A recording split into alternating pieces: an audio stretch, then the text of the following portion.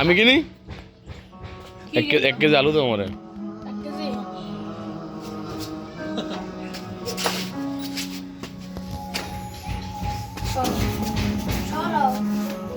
না আমরা আইটি আনি গেল 1 কেজি আলু বেছো।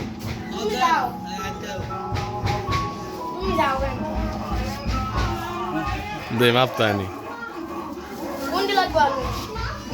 একটা দিলে চলে এটা দাও। হ্যাঁ যদি 1 কেজি মাপ ঠিক মতো না হয় আবার তোমার মাপার পর তোমার দাদু দেয় মাপামো।